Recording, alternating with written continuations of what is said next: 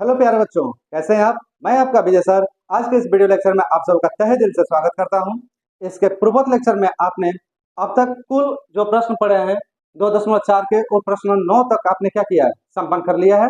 और आज हम आरंभ कर रहे हैं क्वेश्चन नंबर 10 से। और इस पूरे अध्याय को आज हम क्या करने वाले, समाप्त करना। 2.4 प्रश्नावली जो है वो कंप्लीट रूप से आज क्या होने वाली है, समाप्त होने वाली है। एकदम चित्त मन शांति के साथ बैठ जाइए, कमर कस लीजिए बेटा। और आज हमें इस चैप्टर को क्या करना है, समाप्त करना है चैप्टर बड़ा आसान, बड़ा सिंपल है। देखिए कैसे।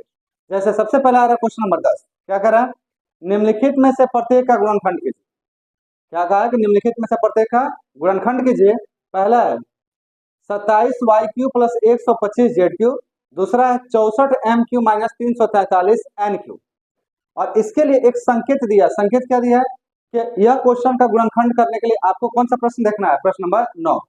तो पिछले लेक्चर का जो सबसे लास्ट वाला हमने प्रश्न देखा था, प्रश्न नंबर 9 जो देखा था, उसमें x³ प्लस y³ का गुणनखंड निकाला था और x³ माइनस y³ का गुणनखंड निकाला था। अगर आपको याद है तो बहुत अच्छी बात है, नहीं याद है तो चलिए अभी मैं करके दिखाता हूँ कैसे उनका गुणनखंड निकाले जाएंगे। तो चलो आरंभ करते हैं और करते हैं इसका सॉल्यूशन। हल निकालते हैं इसका। और हल में हम लेते हैं सबसे पहला हमारा क्या है, तो पहला हमारा 27y³ प्लस 125z³, यह हमारा है। अब इसे हम क्या लिख सकते हैं, इसको आप x³ प्लस y³ रूप में बदलिए। तो यह बदलने के लिए आप क्या करिएगा, यहाँ पे देखिए ध्यान से।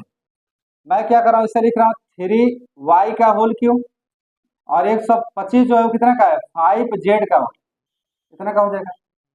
अब कैसा है दिख रहा है, तो यह देख रहा है आपको x³ प्लस y³ के जैसे। तो हमने चैप्टर 9 में एक फार्मूला पढ़ा, x³ प्लस y³ क्या होता है। तो x³ प्लस y³ का जो मान निकल के आता है हमारा, वो होता है पहले ब्रैकेट में x प्लस वाई और दूसरे ब्रैकेट में x² minus xy plus y² के बराबर, यह प्राप्त होता है। ठीक है जी, तो इसी का हम प्रयोग करने वाले हैं। अब इसका प्रयोग करें तो कैसे निकलेगा, देखो ध्यान से। तो आप यहाँ पे यह प्रयोग कर रहे हैं, तो x के जगह पे क्या है 3y और y की जगह पे क्या है 5z। तो हम यही मान उठा के रखेंगे। तो पहले ब्रैकेट में क्या लिखा जाएगा, x प्लस वाई मतलब 3y प्लस 5z, ये पहले ब्रैकेट में आ गया। इंटू दूसरे में क्या आएगा भाई, तो x² मतलब 3y का स्क्वायर, ऐसा आएगा ना, 3y का स्क्वायर प्लस प्लस करा माइनस x का स्थान पे कितना आएगा 3y और y का स्थान पे कितना आएगा 5z प्लस y² तो 5z का होल स्क्वायर, ऐसा आ गया। ठीक है जी। अब अगर इसको थोड़ा हम सॉल्व कर रहे हैं तो क्या आएगा देखो, तो हमें यहाँ प्राप्त हो जाएगा देयरफॉर 27y³ प्लस 125z³ का जो गुणनखंड आएगा वह आपका आ जाएगा पहले ब्रैकेट में 3y प्लस 5z और दूसरे ब्रैकेट में क्या आएगा 3 का वर्ग करो कितना आ जाएगा 9y² माइनस 5 3 जा 15yz प्लस 25z² के बराबर। अभी जो मान निकल के आया यही हमारा इस पूरे का क्या हो जाएगा, आंसर हो जाएगा। तो हमको यही गुणनखंड के रूप में क्या करना था। देखिए कितना आसान है ना। यह हो गया आपका इसका आंसर। ठीक है जी, समझ में आ रहा है, इजी है, कुछ खास नहीं है इसमें। तो इस तरीके से हम पहला प्रश्न करेंगे। अब इसका हम दूसरा करते हैं। दूसरा क्या है भाई, पहले में आपने x³ प्लस y³ निकाला है, दूसरे में क्या निकालेंगे x³ माइनस y³ और कुछ इसमें है नहीं। हमारा प्रश्न है दूसरा 64m³ माइनस 343n³। अब 64 कितने का होल स्क्वायर है, होल क्यू है। तो 64 जो है हमारा 4 का होल क्यू, तो 4m का होल क्यू माइनस a कितने का है, तो 7n का होल क्यू। ठीक है जी, 7 का होल क्यू करोगे 343 और 4 का होल क्यू करो कितना आ जाएगा 64 आ जाएगा। अब क्या करिए भाई, अब फार्मूला आप लगाइए यहाँ पे, चूंकि कौन सा फार्मूला लगेगा x³ माइनस y³, यह देता है एक ब्रैकेट में x माइनस वाई और दूसरे में देता है x² plus xy plus y² के बराबर। ठीक, ऐसे हमने प्रश्न नंबर 9 में किया था। ठीक है जी, अब इसी का आधार पर इसको रख दो, रखोगे तो क्या होगा, पहला आएगा x माइनस वाई, तो x की जगह पे कितना है 4m और y की जगह पे कितना है 7n। तो पहले ब्रैकेट में आ गया 4m माइनस 7n।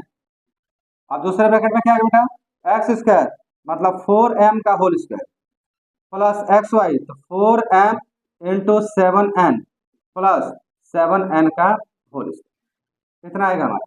अब जब सॉल्व करेंगे तो हमारा मान निकल के आएगा therefore 64m cube minus 343 n cube का मान जो आएगा पहले ब्रैकेट में आएगा 4m माइनस 7n और दूसरे ब्रैकेट में निकल के आ जाएगा 4 का स्क्वायर पर कितना आ जाएगा 16m स्क्वायर प्लस 7 4 जा 28 mn प्लस 7 का स्क्वायर पर कितना होगा 49n स्क्वायर के बराबर। और जो यह मान निकल के आया, यह मान इस दिए गए प्रश्न का क्या कहलाएगा, गुणनखंड कहलाएगा। देखिए बेटा जी कितना आसान है, कितना सिंपल है, समझ में आया, मजा आया, बहुत सिंपल है, मेरे ख्याल से आपको समझ में आ गया होगा। चलिए अगर आपको अच्छा लगा वीडियो तो एक लाइक कर दीजिए यार, साथ में वीडियो के लिंक अपने दोस्तों में क्या करिए शेयर करिए, नोट करिए फटाफट। उसके बाद से हम बढ़ते हैं प्रश्न नंबर 11 की। तो क्वेश्चन नंबर 10 करने के बाद अब बेटा बात करते हैं क्वेश्चन नंबर 11 का। बड़ा प्यारा सा चुलबुला सा क्या है प्रश्न है, तो देखिए कितना मजा आएगा इसमें। कह रहे हैं गुणनखंडन कीजिए किसका भाई, 27x cube plus y cube plus z cube minus 9xyz। यार ऐसा कोई हमने समीकरण देखा है क्या, और ढूंढते हैं। X cube x cube x cube x cube, ये रहा x cube x cube y cube z cube minus 3xyz, बिल्कुल यही वाली सरसंख्या है। हम क्या करेंगे, इसी सरसंख्या का प्रयोग करके इसका गुणनखंड कर देंगे, कुछ करना ही नहीं जी। चलो आराम करते हैं, हम यहाँ लिखेंगे सॉल्यूशन में, और सॉल्यूशन में हम क्या करने जा रहे हैं ये देखिएगा। 27x cube plus y cube plus z cube minus 9xyz, इसको हम x cube plus y cube plus z cube minus 3xyz के रूप में क्या करना चाह रहे हैं, बदलना चाह रहे हैं। कैसे बदलेंगे भाई, तो देखना, इसको आप क्या लिख सकते हो, तो 27 कितने का होल क्यूब है 3 का, तो 3x का होल क्यूब, ये आ गया, यह आ गया y का होल क्यूब, यह आ गया z का whole cube minus 3 into 3x into y into z, आ तो गया इस रूप में, ठीक है जी। अब इस रूप में आया तो फार्मूला क्या कहता है हमारा, फार्मूला कहता है कि चूंकि x cube plus y cube plus z cube minus 3xyz यह बराबर होता है कितने के बराबर होगा ये, तो पहले ब्रैकेट में x plus y plus z और दूसरे ब्रैकेट में आपका आता है x square plus y square plus z square minus x y minus y z minus z x, इतने के बराबर आता है, ठीक है जी। तो यहाँ से अगर ध्यान से देखें तो x का स्थान पे कितना है 3x, हम यहाँ लिख सकते हैं देयरफॉर x का स्थान पे हमें मिल गया 3x, y का स्थान पे कितना मिल गया y और z का स्थान पे कितना मिल गया z। अब यही सारा मान उठा के इस फार्मूले में रख दीजिए, हम लिखेंगे अतः 27x cube plus y cube plus z cube minus 9xyz का जो गुणनखंड आएगा वो पहले ब्रैकेट में आएगा x plus y plus z, x का स्थान कितना आ गया 3x, y का स्थान पे y और z का स्थान पे z, ये तो पहले ब्रैकेट में आ गया। दूसरे में क्या आएगा भाई, x का स्क्वायर मतलब 3x का होल स्क्वायर प्लस y का स्क्वायर मतलब y का स्क्वायर प्लस जेड स्क्वायर था z का स्क्वायर माइनस एक्स वाई, तो 3x इंटू वाई का स्थान पे y minus y into z minus z into 3x, इतना हमारा निकल गया, ठीक है जी। अब इसे जब सॉल्व करोगे आप तो यहाँ से हमारा आ जाएगा therefore 27x cube plus y cube plus z cube minus 9xyz, इसका मान आया पहले ब्रैकेट में 3x plus y plus z, दूसरे ब्रैकेट में आ गया 3x का होल स्क्वायर करोगे 9x square plus y square plus z square minus 3xy minus y z minus 3zx, और यह जो आया एक्चुअल में यह इसका क्या कहलाएगा, गुणनखंड कहलाएगा। समझ में आ गया, आशा करता हूँ कि अच्छे समझ में आ गया होगा आपको, सिंपल है, कुछ खास इसमें है नहीं। तो इस तरीके से हम इसका क्या कर पाएंगे, गुणनखंड कर पाएंगे, और यही हमारा क्या हो जाएगा बेटा, आंसर हो जाएगा। इसलिए कहा ना कि देखिए एकदम चुलबुला सा है, प्यारा सा है, तो छोटा सा प्रश्न है, उस हिसाब से आप इसका क्या करेंगे, गुणनखंड कर लेंगे। मजा आ रहा है, कैसा लगा वीडियो बताइएगा जरूर, कमेंट जरूर डालिएगा, ठीक है। चलिए नोट करें, उसके बाद से बढ़ते हैं क्वेश्चन नंबर 12 की। तो क्वेश्चन नंबर 11 के बाद से एक और शानदार क्वेश्चन आ गया आपके पास, और एक क्या है सत्यापित करना है, कौन सा, क्वेश्चन नंबर 12। किसको सत्यापित करना है? तो आपको सिद्ध करना है कि x cube plus y cube plus z cube minus 3xyz का मान होता है 1/2 x plus y plus z in bracket x minus y का whole square plus y minus z का whole square plus z minus x का whole square के बराबर। हम तो सर हम पढ़े हैं कि x cube plus y cube plus z cube minus 3xyz का मान होता है x plus y plus z x square plus y square plus z square minus x y minus y z minus z x के बराबर। लेकिन यहाँ पे सब संख्या क्या हो गई है, बदल गई। तो अगर हम प्रूफ कर दिए इस बात को, तो जिस प्रकार से इसका मान इतने के बराबर होता है उसी प्रकार से इसी का मान इतने के भी बराबर आप क्या कर सकते हैं, कंसीडर कर सकते हैं। समझ में आ रही बात? बड़ा सिंपल है। चलिए इसी का प्रयोग आगे हम चल के करेंगे और मजा आएगा आपको आगे। तो फिलहाल तो अभी इसको हम क्या करते हैं, लगाने का प्रयास करते हैं। कैसे करें, तो आइए प्रूफ करते हैं, सिद्ध करते हैं। प्रूफ लिखो चाहे उपपत लिखो, नायक शब्द समझ याद करो तुम लोग। उपपत, उपपत का मतलब होता है सिद्ध करना। क्या होता है, सिद्ध करना। तो चलिए हम लेते हैं जो आपका यहाँ पर क्वेश्चन दिया गया है। तो क्वेश्चन है हमारा x cube plus y cube plus z cube minus 3xyz equal to 1/2 x plus y plus z bracket में एक्स माइनस वाई का whole square plus y minus z का होल स्क्वायर और प्लस जेड माइनस एक्स का बाबू whole square. इतना आ गया हमारा, ठीक है जी। तो इसी को प्रूफ करना है, तो किधर से करें? तो इसमें देखो बड़ा वाला भाग ये है और ये भाग छोटा है, तो बड़े वाले से करते हैं। तो हम यहाँ पर लेते हैं सबसे पहले कौन, आपका राइट हैंड साइड।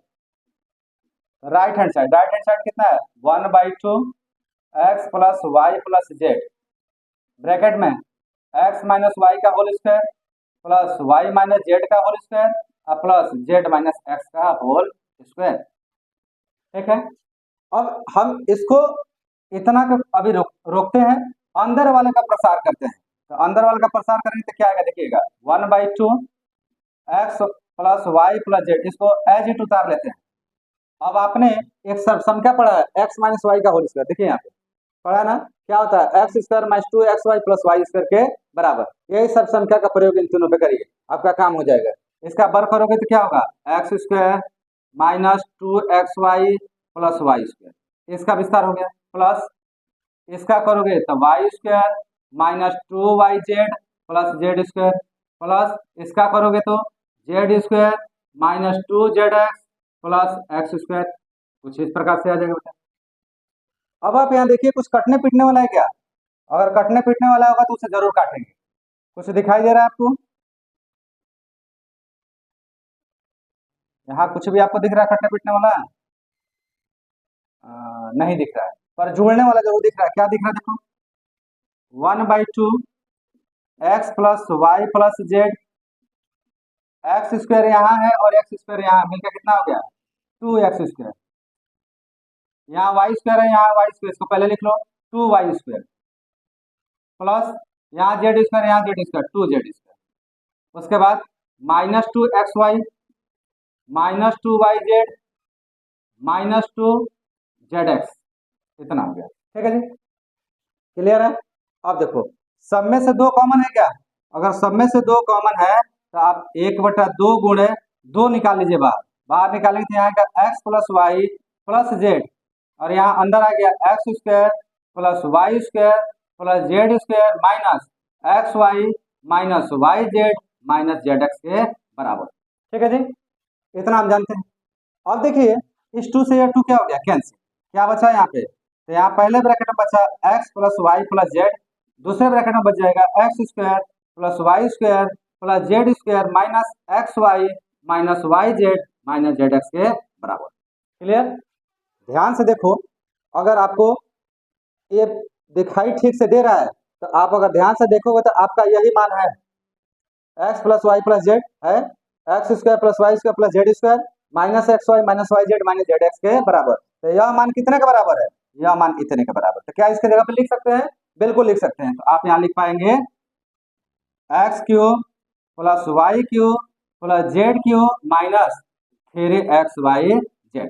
अब आपको दिखाना भी पड़ेगा कि कहाँ से आया, तो आप यहाँ लिखेंगे चूंकि x cube plus y cube plus z cube minus 3xyz का मान जो होता है वो होता है x plus y plus z दूसरे ब्रैकेट में x square plus y square plus z square minus x y minus y z minus z x के बराबर।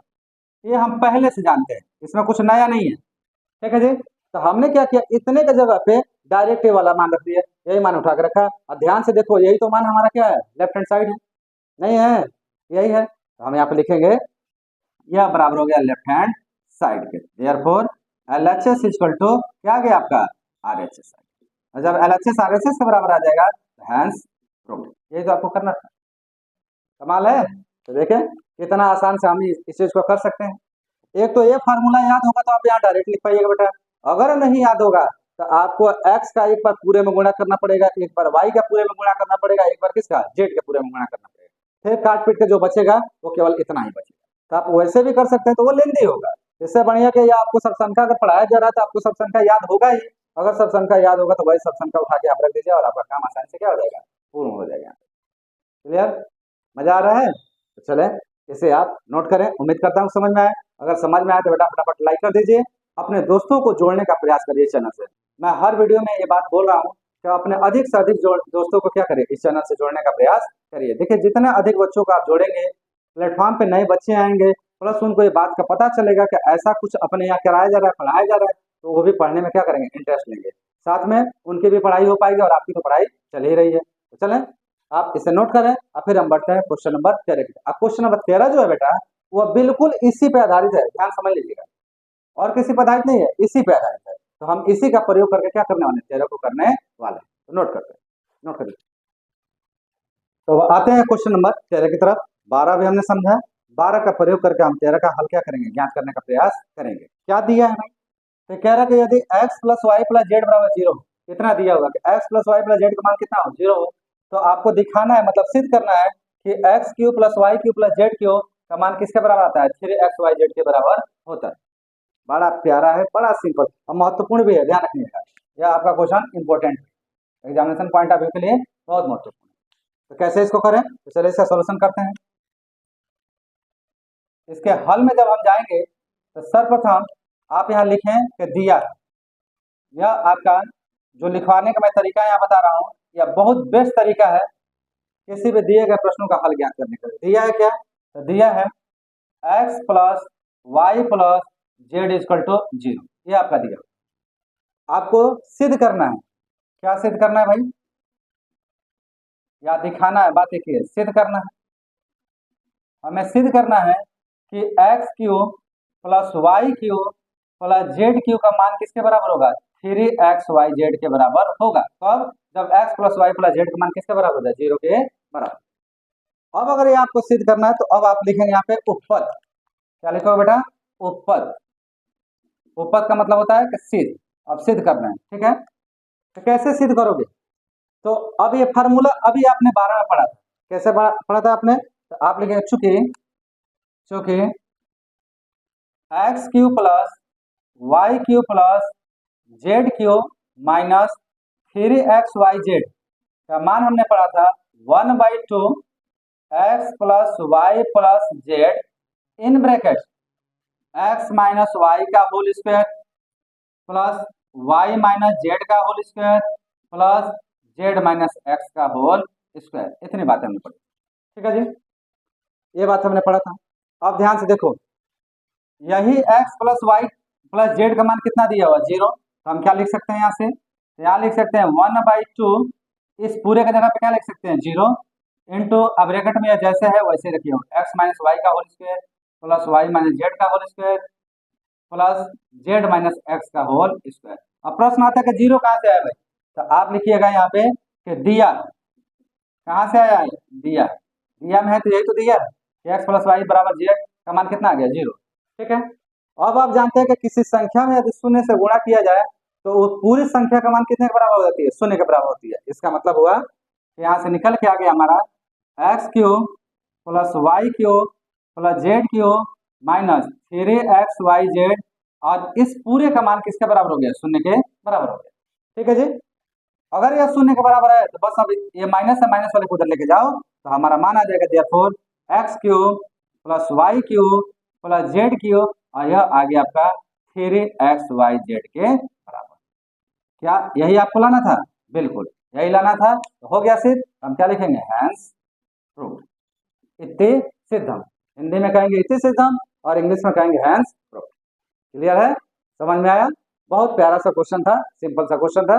तो आप इस तरीके से इस क्वेश्चन का क्या कर सकते हैं, हल ज्ञात कर सकते हैं और आसानी से इसे आप सिद्ध कर सकते हैं। जो अभी ये फार्मूला हमने यहाँ पे यूज किया है, सेम यही फार्मूला हम दोबारा इसके अगले भी प्रश्न में करने वाले हैं। ठीक है, तो क्वेश्चन नंबर 13 के बाद से हम बात करेंगे क्वेश्चन नंबर 14 की, तो नोट करिए इसे। तो क्वेश्चन नंबर 13 करने के बाद बेटा अब बात करते हैं क्वेश्चन नंबर 14 का। बहुत प्यारा सा ये भी क्वेश्चन है, देखते हैं कैसे। 14 कह रहा है कि वास्तव में घनों का परिक्रम किए बिना, मतलब बिना घन किए ही निम्नलिखित में से प्रत्येक का क्या करना है, मान ज्ञात करना। ठीक है, पहला आपका दे रहा है -12 का क्यूब प्लस 7 का क्यूब प्लस 5 का क्यूब। दूसरा कह रहा है 28 का क्यूब प्लस -15 का क्यूब प्लस -13 का क्यूब। कैसे करेंगे, तो इसको करने का देखिए सोल्यूशन कितना आसान है। अभी आपने पढ़ा, हम ये दोनों प्रश्न करने से पहले कुछ बात कर रहे हैं यहाँ पे। आपने अभी पढ़ा कि यदि x plus y plus z का मान क्या हो, 0। अगर x plus y plus z का मान 0 हो तो x cube plus y cube plus z cube का मान कितने के बराबर आता है, तो ये आता है 3xyz के बराबर। इतना ही होता है। ठीक है जी, तो क्या हम भी इन दोनों को चेक करके देखें क्या? अब ध्यान से देखो, तो यह हो गया x, यह हो गया y, यह हो गया z, यह हो गया x, यह हो गया y, यह हो गया z। एक बार तीनों को जोड़ते हैं, क्या जोड़ने से उसका मान 0 आ रहा है? अगर 0 आएगा बेटा तो बस कुछ नहीं करना, यह फार्मूला लगा दीजिए, आपका काम हो जाएगा। ठीक है, कोई बड़ा झंझट यहाँ नहीं। चलिए तो पहला करते हैं और देखते हैं पहला कैसे लगेगा। बड़ा आसान है। पहला आपको मान निकालना -12 प्लस 7 क्यूब प्लस 5 क्यूब का। तो हम यहाँ कह रहे हैं कि माना x बराबर -12, y बराबर 7 और z बराबर कितना है, 5। तब हम मान निकाल रहे हैं x plus y plus z का। तो x कितना है, -12 प्लस 7 प्लस 5, कितना आ गया भाई? तो अगर जोड़ोगे आप तो यहाँ से x plus y plus z, देखो 7 5 12 और 12 में से 12 गया, कितना गया, 0। बहुत बढ़िया, आपका काम हो जाएगा। अब कैसे होगा, तो हम कहेंगे तो हम लिखेंगे अब फार्मूला आप लगाइए सीधा सीधा यह वाला। तो आप लिखेंगे कि -12 का होल क्यूब प्लस 7 का होल क्यूब प्लस 5 का होल क्यूब बराबर होगा 3 इंटू एक्स। एक्स कितना है, -12, वाई कितना है, 7 और जेड कितना है, 5। ये तो होगा। अब आप गुणा कैसे करोगे ये आपके ऊपर निर्भर करता है। मैं देखिए कर रहा हूँ, मैं सबसे पहले 12 का गुणा कर रहा हूँ 5 में, तो 12 5 कितना हो जाएगा, 60। यह हो गया 60 और 7 त्रिका कितना होगा, 21। तो आगे यहाँ पे 21 गुणे -60। अब यहाँ पे अगर मल्टीप्लाई करें तो देयरफॉर -12 का होल क्यूब प्लस 7 का होल क्यूब प्लस 5 का होल क्यूब जो निकल के आएगा हमारा वह हो जाएगा 6 का करो, 6 1 जा 6 और 6 2 जा 12 और लास्ट में कितना आएगा, 0। लेकिन यहाँ माइनस है, इसके आगे क्या आ जाएगा, माइनस। हमारा आंसर निकल के आ गया -12 का होल क्यूब प्लस 7 का होल क्यूब प्लस 5 का होल क्यूब का जो मान आएगा वो आ गया -1260। और यही हमारा क्या होगा, आंसर होगा। क्लियर है ना? इससे कोई दुविधा है? दुविधा तो एक बार और समझ लो। हमने क्या कहा कि यदि x प्लस वाई जेड का मान 0 अगर होगा तो x cube plus y cube plus z cube का मान कितने के बराबर आएगा, 3xyz के बराबर आएगा। इसका पहले यही तो प्रूफ किया था। अगर ऐसा है तो हमने कहा कि इसमें भी 3 पद दिए है ना, तो हमने मान लिया, माना x बराबर -12, y बराबर 7 और z बराबर कितना, 5। ये हमने अपने पास से मान लिया। अब अगर मान लिया तो थोड़ा देखेगा पहले वाला कंडीशन लागू होता है क्या, तो तीनों को आपस में जोड़ दो। तो हमने तीनों को जोड़ा, तीनों को जोड़ने से कितना मिल गया, 0 मिल गया। अगर पहला कंडीशन लागू होगा तो दूसरों भी तो लागू होगा, एकदम लागू होगा।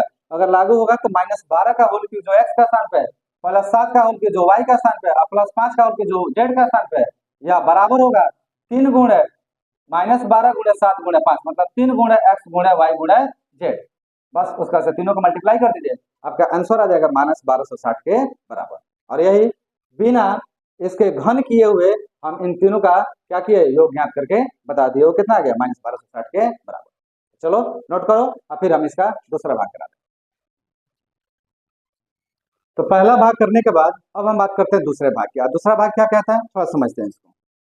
दूसरा भी बहुत आसान है आपका।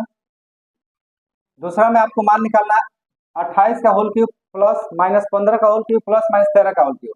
तो पहले काम करो, माना x बराबर कितना हो गया 28, y बराबर कितना हो गया -15 और z बराबर कितना हो गया माइनस। ठीक है, अब देखिए पहला नियम लागू होता है क्या, तो आप लिख चुके x plus y plus z, मतलब 28 प्लस -15 प्लस -13 कितना आएगा बेटा, तो ये हो गया 28 प्लस माइनस का गुणा करोगे -15 प्लस माइनस का गुणा करोगे -13, माइनस माइनस वाले को जोड़ो तो 28 माइनस 28 घट के कितना दे दिया, तो x plus y plus z का मान यहाँ पे कितना आ गया 0। लीजिए पहला तो हमारा आ गया 0, तो अगर हमारा यह कंडीशन 0 है तो जाहिर सी बात है दूसरे कंडीशन को ये क्या करेगा, लागू करेगा। तो 28 का होल क्यूब प्लस माइनस 15 का होल क्यूब प्लस माइनस 13 का होल क्यूब बराबर होगा 3 इंटू एक्स का मान 28, वाई का मान -15 और जेड का मान -13, इतने के बराबर होगा। ठीक है जी, अगर इतने के बराबर होगा बेटा तो लीजिए इसका आप गुणा कर लीजिए। पहले बात -5 का गुणा होगा प्लस हो जाएगा, हम यहाँ पे कर रहे हैं 28 में 3 का 8 3 का 24 का 4 2 और 3 दूना 6 और 6 2 कितना हो जाएगा 8 हो जाएगा। फिर देख ले 8 3 का 24 4 2 3 6 6 2 8 गुण 15 में 13 का करना है, तो 15 3 45 के 5 4 अब 15 का 15 15 4 कितना हो गया 19 195। अब अगर इसको गुणा करने में दिक्कत हो रही है तो आप ऊपर नीचे कर लीजिए 195 84 गुणा करेंगे 5 चौका 20 के 0 2 9 चौका 36 36 2 38 के 8 3 4 1 4 4 3 7 8 5 40 के 0 4 9 8 72 72 4 76 के 6 7 8 1 8 8 में 7 कितना होगा 15, यह हो गया आपका 0 8 और 6 6 12 13 5 1 6 16 3 80। तो कितना मान निकल गया है भाई, हम कहेंगे यहाँ पर देयरफॉर 28 का होल क्यूब प्लस माइनस 15 का होल क्यूब प्लस माइनस 13 का होल क्यूब जो आएगा वो आएगा 16,380 के बराबर, और यही बेटा हमारा क्या हो जाएगा आंसर। आ गया समझ में, बड़ा आसान है तो अपने दोस्तों को भी क्या करिए पढ़ने का यहाँ पे मौका दीजिए, उनको भी कहिए भाई आके जुड़िए, जुड़ के पढ़ाई करो, बहुत आनंदित पढ़ाई हो रही है, बड़ा ध्यान से आपको क्या हो रहा है समझ में आ रहा है। ठीक है, तो ये रफ था, तो आप इस तरीके से क्या कर सकते हैं इसको नोट कर सकते हैं। चलिए नोट कर लीजिए, नोट करने के बाद हम बढ़ेंगे क्वेश्चन नंबर 15 की। तो क्वेश्चन नंबर 14 करने के बाद हमारे पास जो क्वेश्चन 15 आ रहा है, ये क्वेश्चन बहुत ही प्यारे क्वेश्चन है, कंसेप्चुअल है, कंसेप्ट बेस्ड है। कैसे समझेंगे इसको थोड़ा देखिएगा ध्यान से। तो हम एक एक करके करने का प्रयास कर रहे हैं। सबसे पहले पहला लेंगे, उसका पहले प्रश्न को थोड़ा पढ़ लें क्या कह रहा है। कह रहा है कि नीचे दिए गए आयतों, क्या दे रहा है बेटा आयत दे रहा है, जिनमें उनके क्षेत्रफल दिए गए में से प्रत्येक की लंबाई और चौड़ाई के लिए हर संभव क्या करिए व्यंजक दीजिए। तो पहला हमारा दे रखा है यहाँ पे कि क्षेत्रफल बराबर कितना 25a² माइनस 35a प्लस 12, ये दे रखा है। अब चलिए थोड़ा एक आयत के बारे में समझते हैं, आयत क्या होता है। अगर मान लीजिए हम एक आयत के बारे में बात करें तो हम कहते हैं कि ऐसा समांतर चतुर्भुज, ध्यान सुनिएगा, ऐसा समांतर चतुर्भुज जिसके आमने सामने के भुजाएं एक दूसरे के बराबर तथा एक कोण कितने का हो 90 का हो, वो क्या कहलाता है आयत कहलाता है। तो हमने कहा कि मान लिया कि यह एक आयत है, तो आयत में क्या क्या पाई जाती है, दो चीजें पाई जाती है, क्या क्या भाई, एक तो पाई जाती है उसकी लंबाई और दूसरी उसकी क्या पाई जाती है चौड़ाई। तो हमने कह दिया अगर यह इसकी लंबाई है, यह इसकी लंबाई है तो यह इसकी क्या हो जाएगी चौड़ाई। तो आयत का क्षेत्रफल क्या होता है, तो क्षेत्रफल बराबर होता है लंबाई गुणे चौड़ाई, ये आपने पढ़ा होगा। ठीक है जी, तो इस कंडीशन में जो क्षेत्रफल हुआ वह क्षेत्रफल की एक बीमा लंबाई हो जाएगी, एक बीमा क्या हो जाएगी चौड़ाई, और यही हमारा क्षेत्रफल दिया हुआ है। तो क्षेत्रफल जो दिया वो किस रूप में है, देवघात के रूप में, किसमें है देवघात। तो हम बड़ी आसानी से इसका क्या कर सकते हैं गुणनखंड कर सकते हैं। देवघातों कितने गुणनखंड आते हैं, दो, तो जो दो गुणनखंड होगा उसमें से एक हो जाएगा लंबाई और दूसरा क्या हो जाएगा चौड़ाई, बस यही तो करना था। तो चलिए स्टार्ट करते हैं, कैसे करेंगे देखिएगा। हम क्या ले रहे हैं क्षेत्रफल ना, कैसे लिखोगे भाई, तो सबसे पहले कैसे गुणनखंड करते हैं, तो 12 का गुणा किस में करेंगे 25 में, 12 का करेंगे तो 12 25 60 के 0 6 और 12 गुना 24 और 24 6 कितना हो जाएगा 300, इतना हो जाएगा। अब इसका आपको क्या करना है, गुणनखंड करना है।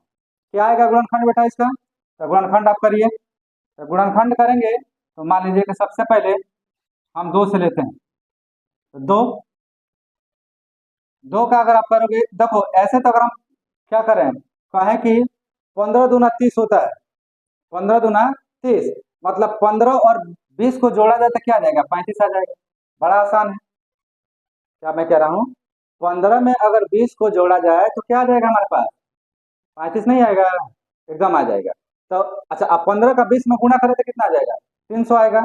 जैसे हम ऐसा करेंगे 15 से भाग दें तो ये कितना आ गया 20, 20 बार में कटेगा, तो 15 और 20 इसका दो गुणनखंड हो। तो चलिए इसको हम निकालते हैं, कैसे लिखेंगे, 25a² और इससे लिख रहे हैं 35 को लिख रहा है 15 प्लस 20a प्लस 12, ऐसे लिख रहे हैं, ठीक है जी।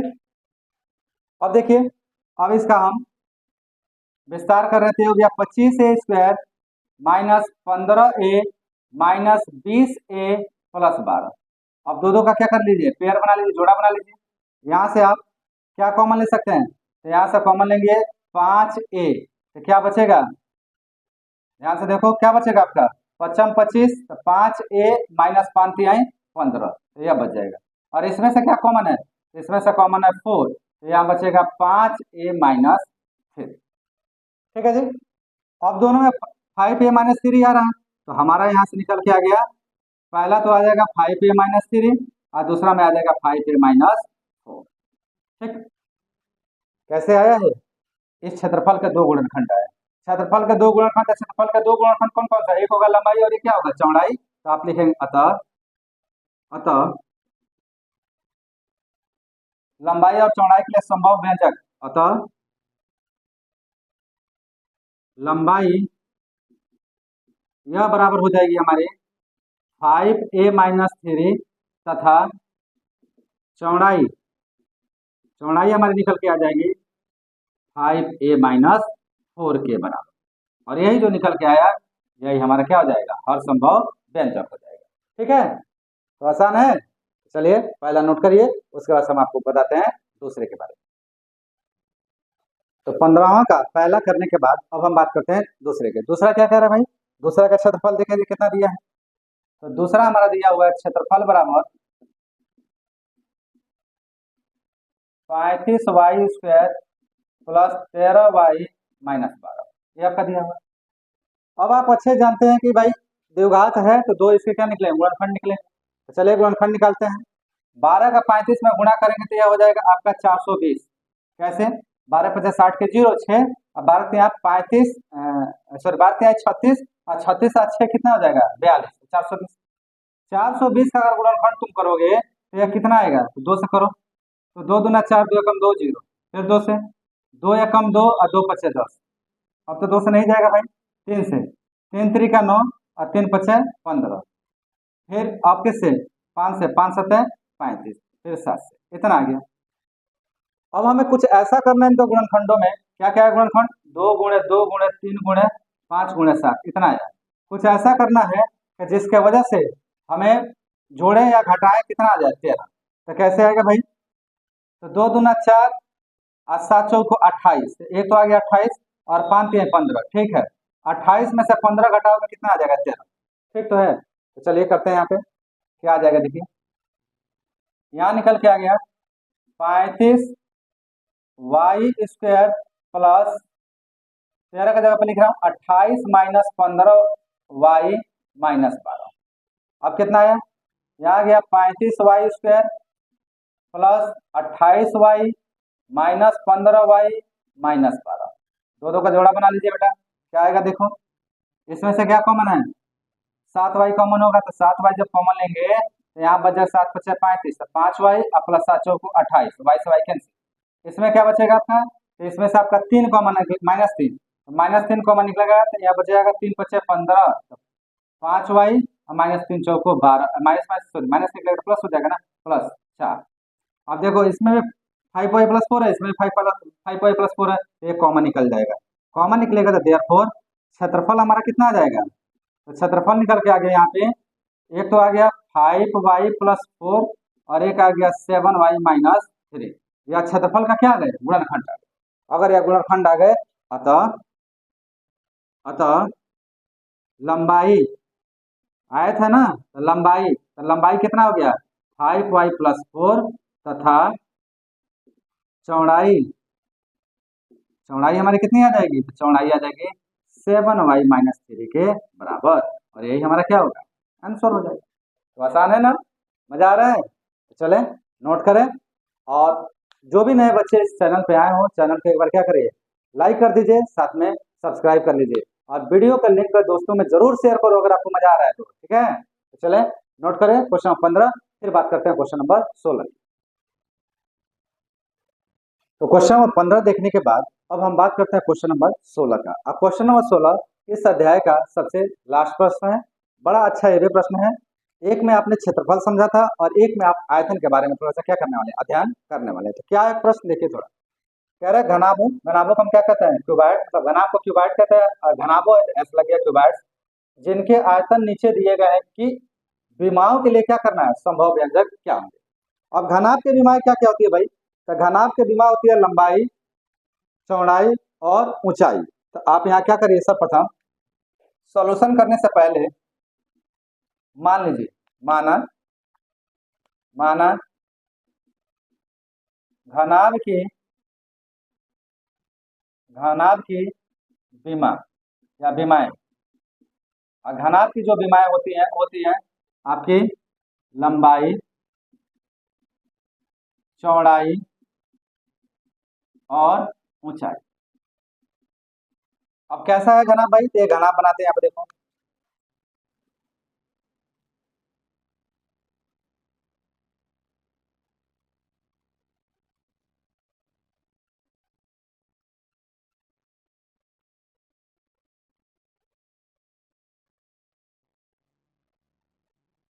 कुछ इस प्रकार से यह हो गया लंबाई, कितना चौड़ा है तो यह इसकी चौड़ाई और यह इसकी क्या हो जाएगी ऊंचाई, ठीक है। तो घनाभ का आयतन क्या होता है, तो घनाभ का आयतन बराबर होता है LBH, मतलब लंबाई गुणे चौड़ाई गुणे ऊंचाई।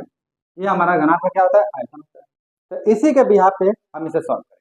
तो चलिए करते हैं सबसे पहले पहला प्रश्न इसका क्या दे रहा है।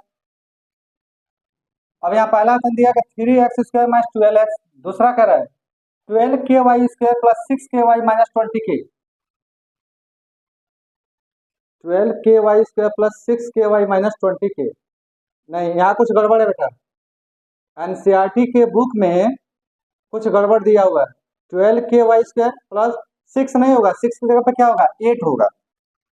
सुधार करिएगा इसका, मैं यहाँ पे सुधार कर रहा हूँ और 6 की जगह पे क्या लिख रहा हूँ 8 लिख रहा हूँ।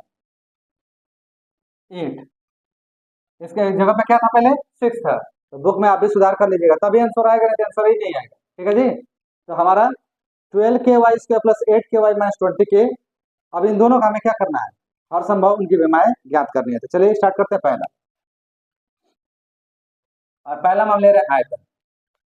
तो आयतन क्या दिया हमारा, तो आयतन दिया है यहाँ पे 3x² माइनस 12x।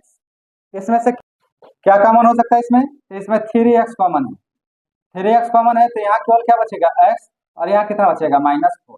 अब इसको देखो ऐसे लिख सकता है क्या 3 गुणे x गुणे x माइनस 4, बिल्कुल लिखा जा सकता है। तो अगर लिखा जा सकता है तो 3 की जगह पे क्या है लंबाई, x की जगह पे क्या है चौड़ाई और x माइनस 4 की जगह पे क्या है ऊंचाई। तो हम लिखेंगे इसलिए इसलिए हर संभव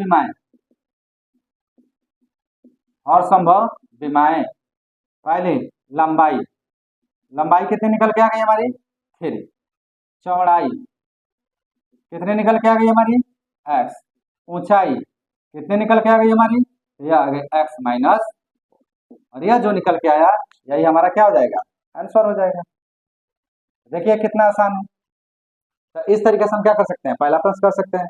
अब बात आती है दूसरी, दूसरा क्या दे रहा है बेटा, तो दूसरा देखो, दूसरा में दिया है आयतन बराबर दिया हमारा 12ky² plus 8ky minus 20k। ये हमारा दिया, क्या कॉमन है इसमें, कॉमन है 4k निकालिए, कॉमन निकालेंगे यहाँ तो 4 3 जा 12, 3y², 4 2 जा 8, यहाँ 8 के जगह पे 2 आएगा ना, तो 2y और माइनस यहाँ कितना जाएगा 5। अब ठीक है, अब इसे हम क्या कर रहे हैं, 5 15 और 5 में से 3 जाएगा कितना बचेगा 2, तो ये आ गया आपका 4k 3y² प्लस 2 के लिए मैं लिख रहा हूँ -3 + 5 y - 5, लिख सकते हैं ना, बिल्कुल लिख सकते हैं, कोई दिक्कत नहीं। अरे देखो ना, 5 में से 3 जाए कितना बचेगा, 2 ही तो बचेगा। ठीक है, अब यहाँ पे आ गया 4k और इसका विस्तार करिए, 3y² - 3y प्लस 5y - 5। अब दो का पेयर बना लीजिए, पेयर बनाएंगे तो क्या आएगा 4k, इसमें से क्या कॉमन है 3y कॉमन है, तो क्या बचेगा y - 1, इसमें से प्लस 5 कॉमन है तो क्या बचेगा y - 1। ठीक है जी, अब ये दोनों में कॉमन आ गया। अब देखिए यहाँ पे, अब जो मान हमारा निकल के आएगा वो आएगा 4k और दोनों में y - 1 कॉमन है, इंटू y - 1 इंटू अगला क्या आएगा 3y प्लस 5, ऐसे आएगा। ठीक है जी, अगर ऐसा आ गया तो हम क्या कर रहे हैं, हम यहाँ पर लिख रहे हैं, इसलिए हर संभव विमाएं, हर संभव विमाएं, और हर संभव विमाएं में लंबाई आ गई आपकी 4k, चौड़ाई आ गई आपकी y - 1 और ऊंचाई आ गई आपकी 3y प्लस 5, ऐसे आएगा, और यही हमारा क्या होगा आंसर हो जाएगा। अब एक बात का यहाँ विशेष ध्यान रखना, ऐसा नहीं होता है कि लंबाई चौड़ाई अगर यहाँ पे मान में अंतर आ, जैसे आप एक उत्तरमाला देखें, इसका आंसर शीट देखें और तब कहीं चौड़ाई के जगह पर 3y प्लस 5 लिखा हो या ऊंचाई की जगह पे आपका y - 1 लिखा हो तो कंफ्यूज मत हो जाइएगा, यहाँ तो गुणा किया गया है, यहाँ किसी के भी स्थान पे किसी को भी लिखा जा सकता है। ठीक है, तो हमारा लंबाई इतना आ गया, चौड़ाई इतना आ गया और ऊंचाई इतना आ जाएगा। तो उम्मीद करता हूँ कि आपको ये समझ में आ गया होगा, मजा आया होगा। तो आज के इस वीडियो लेक्चर में हमने क्या किया, 2.4 के जितने भी प्रश्न थे बचे हुए वो सारे प्रश्नों का हल ज्ञात किया, और क्वेश्चन नंबर 16 इसका सबसे लास्ट प्रश्न था, उसे भी हम लोगों ने क्या किया कंप्लीट किया, प्लस साथ में एक सुधार भी करवाया। यहाँ 6 था तो 6 जगह पे क्या होगा 8 होगा, तो अपने बुक में क्या कर लीजिएगा सुधार कर लीजिएगा। तो उम्मीद कर रहा हूँ कि जितने भी वीडियो लेक्चर अब तक आपने देखे होंगे उससे कहीं ना कहीं आपके एजुकेशन में थोड़ा सा सुधार जरूर आया होगा। अगर आपको ये वीडियो सारे अच्छे लगते हैं तो जरूर 2-4 दोस्तों को इससे प्लेटफॉर्म से क्या करिए जोड़ने का प्रयास करिए, और आगे अपनी पढ़ाई इसी तरीके से करते रहिए। बहुत जल्द हम लोग अब लेके आएंगे आपको तीसरा लेक्चर, तो बहुत जल्द मिलेंगे तीसरे लेक्चर में हम आप लोग के साथ। तब तक आप लोग जो हमारे साथ जुड़े हुए हैं उसके लिए आप सबको तहे दिल से बहुत बहुत धन्यवाद। मिलते हैं जल्द ही अगले लेक्चर।